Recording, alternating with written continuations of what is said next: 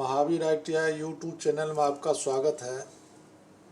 आज हम आपको प्राइमरी और सेकेंडरी वोल्टेज के बारे में बता रहे हैं। VPH वोल्टेज और शीश वोल्टेज के बारे में बता रहा हूँ। सबसे पहले हमने एक वीवो का फ़ोन खोला है, जो PCB आप देख रहे हैं सामने। अब यहाँ ये बैटरी कनेक्टर है और बैटरी का ये TP पॉइंट, ये प्लस का और ये माइनस का है। इसके बाद इसके बैक साइड में आप यहाँ देखेंगे, यहाँ V बस आती है, यानी ये हमारा DC टू DC कन्वर्टर लगा हुआ है और ये चार्जिंग का काम करता है। अब यहाँ हमने इसको चेक किया है तो यहाँ लगभग इनपुट वोल्टेज प्राप्त होता है और इस जगह हमने चेक किया है तो लगभग चार्जिंग वोल्टेज प्राप्त होता है। अब यहाँ है जो DC टू DC वोल्टेज का कन्वर्टर का क्या ज़रूरत है। DC टू DC कन्वर्टर का इसलिए ज़रूरत है कि इस IC से पहले जो यानी VVAT से जो जुड़ा हुआ है या इससे चार्जिंग कनेक्टर से जो जुड़ा हुआ है, अगर इससे पहले कोई शॉर्टिंग होता है तो हमारा इसके आउटपुट यानी दूसरी साइड, जैसे चार्जिंग हो गया, पावर हो गया, बहुत सारे जुड़े हुए होते हैं ICs, वो हमारा सेफ होगा। तो सेफ के लिए हमने DC टू DC कन्वर्टर लगाया है,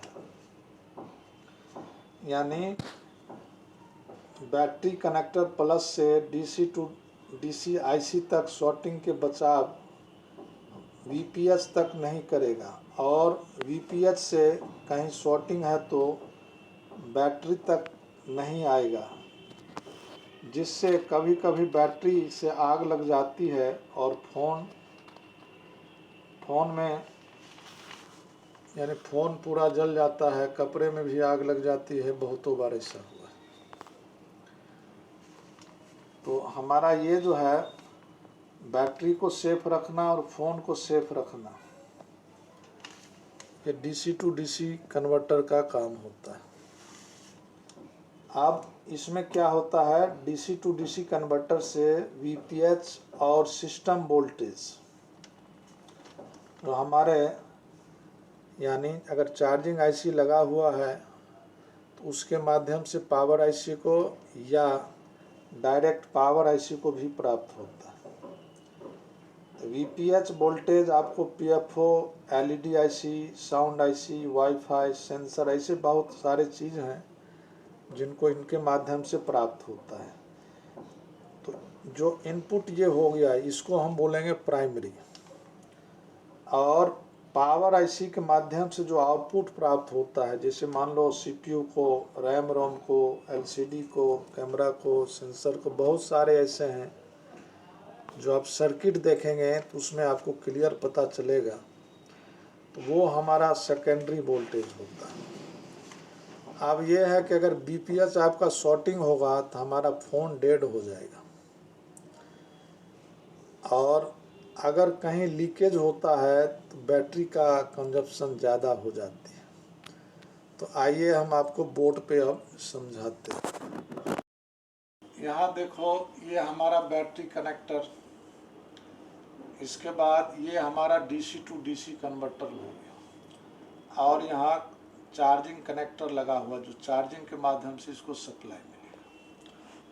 अब क्या है, यहाँ से DC टू DC कन्वर्टर इसके माध्यम से यानी VVAT पे ये जाता है और यहाँ से सिस्टम वोल्टेज के लिए इसको प्राप्त होता है और ये हमारा VPH वोल्टेज हो गया। अब यहाँ क्या है, प्राइमरी वोल्टेज यानी यहाँ power IC, PFO, LED, sound IC, wifi, sensor, ऐसे बहुत सारे चीज़ हैं जो आप सर्किट में देखेंगे।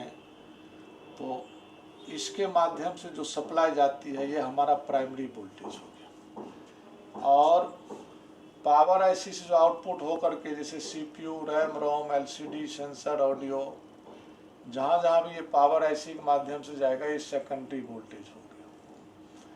तो यहाँ है, अगर ये हमारा वीपीएच वोल्टेज अगर शॉर्टिंग होता है तो हमारा सेट डेड हो जाएगा। अगर मान लिया जाए लीकेज होगा, लीकेज में आपका कैपेसिटर भी हो सकता है, डायोड भी हो सकता है। तो लीकेज अगर हो गया तो लीकेज के कंडीशन में हमारा यानी बैटरी का कंजप्शन ज़्यादा हो जाता है। तो उसको चेक करने के लिए आप थिनर का भी प्रयोग कर सकते हो, येलो पेस्ट का भी प्रयोग कर सकते हो और रोजिन का भी प्रयोग कर सकते हो। तो ये हमारा है प्राइमरी और सेकेंडरी वोल्टेज या वीपीएच या सिस्टम वोल्टेज। अगर आपको mobile repairing course, laptop repairing course या आईटीआई से संबंधित कोई कोर्स करना हो तो आप संपर्क कर सकते हैं। Thank you.